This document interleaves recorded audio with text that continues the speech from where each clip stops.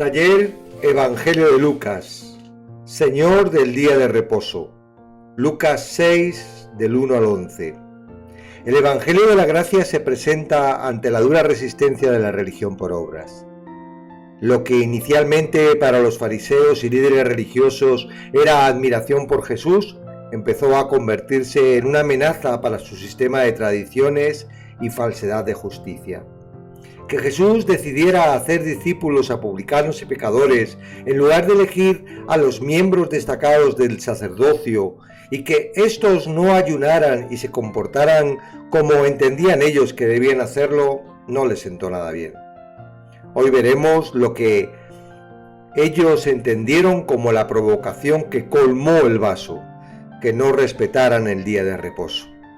La carne se aferra a la estructura que ha creado el mundo, lo que ha aprendido que debe ser la forma en la que pudiera encontrar justificación a los actos que hacen constantemente mal.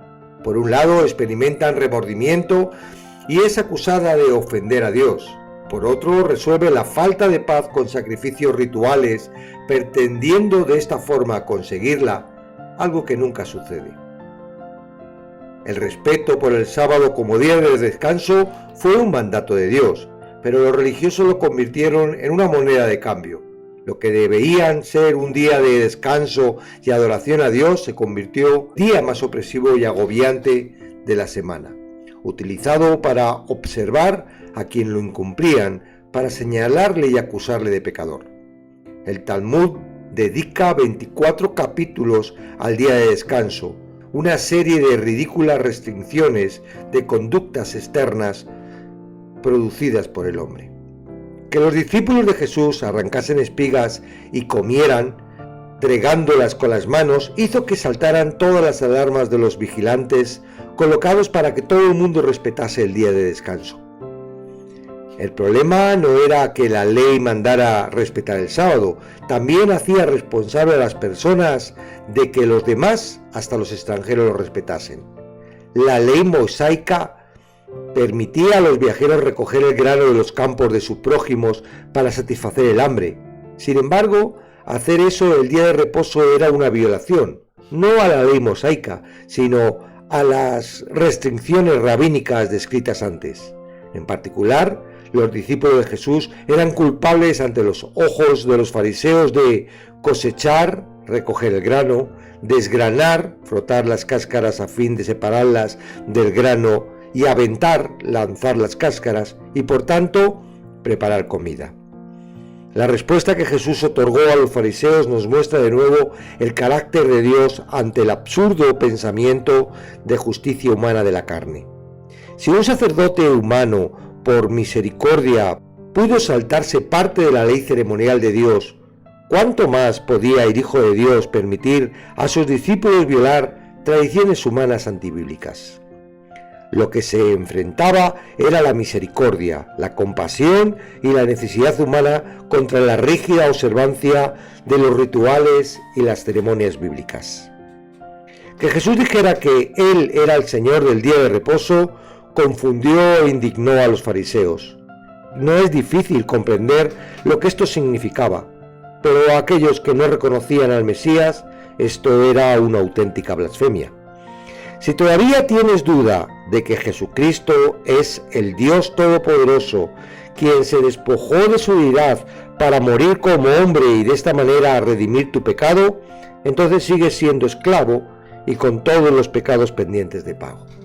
El día de reposo fue establecido por Dios, por lo cual es Él quien estipula la conducta apropiada que hay que tener en ese día. En el segundo incidente que Lucas muestra en una sinagoga donde Jesús enseñaba, observamos de manera clara las dos caras de la moneda: la humana, dispuesta a satisfacer los requisitos de la carne, y la divina, lista para hacer misericordia. Y le acechaban los escribas y los fariseos para ver si en el día de reposo los sanaría, a fin de hallar de qué acusarle. No tenían ningún interés por conocer a Dios. El Verbo en persona los estaba enseñando, pero la palabra caía en corazones duros, como la semilla que cayó en el camino en la parábola del sembrador. No hay nada peor que encerrarnos en los sentimientos que fluyen de un corazón dañado, ofendido o contrariado. Los pensamientos nos inundan con razonamientos que nos llevan al desprecio, la impotencia y la venganza. Nuestro corazón se compadece de que hemos perdido la paz y nos muestra muchas maneras de hacer para recuperarla. Pero todo es una trampa, una estrategia para confundirnos y hacernos caer en lo más bajo posible. El propósito único es alejarnos y ponernos en contra de Dios. Por supuesto, Jesús conoce nuestros pensamientos, al igual que conocía los de ellos en aquel día. Por esta razón, nos enfrenta nuestra realidad con la suya. La ley ramínica establece que no se podía sanar en el día de descanso, excepto si peligraba la vida del enfermo. Este hombre, con la mano seca, podía esperar a que terminara el sábado para que Jesús se la sanase. ¿Es lícito en día de reposo hacer bien o hacer mal, salvar la vida o quitarla? Contestar que era lícito hacer bien el día de reposo autorizaría oficialmente a Jesús para curar al hombre, con lo que no podían acusarlo de incumplir el día de reposo. Por otra parte, contestar que no era lícito hacer bien revelaría sus corazones perversos y despiadados. Eso derribaría las apariencias de superioridad moral y de exagerada piedad que ellos exhibían y los dejaría al descubierto como los hipócritas que eran. Los escribas y fariseos sabían la respuesta correcta a la pregunta de Jesús, la cual registra el libro de Isaías. ¿Para qué me sirve, dice Jehová, la multitud de vuestros sacrificios? Hastiado estoy de holocausto, de carnero y de sabo de animales gordo. No quiero sangre de bueyes, ni ovejas, ni de machos cabríos. ¿Quién demanda esto de vuestras manos cuando venís a presentaros delante de mí para hollar mis atrios?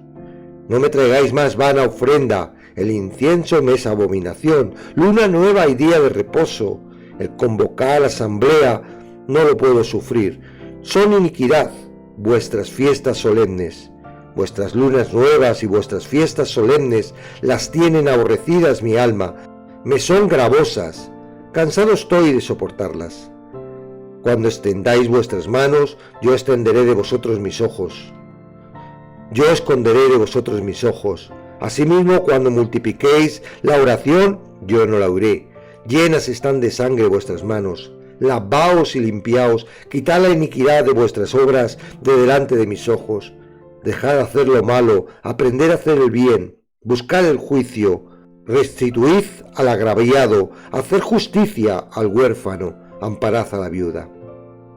La mente religiosa no está interesada en la moral común, mucho menos en aliviar la misericordia y la aflicción humanas. Está interesado en guardar normas, especialmente normas que brotan de su propia apreciada interpretación de la Biblia o la tradición. Como era de esperar, el milagro, en lugar de traer gloria y honra a Dios, lo que trajo fue furor y ganas de venganza por parte de los fariseos. Que no sean tus pensamientos los que logran la victoria. Deja vencer a Jesús, aunque esto haga daño en tu orgullo. Necesitas morir para que Jesús te salve y resucite.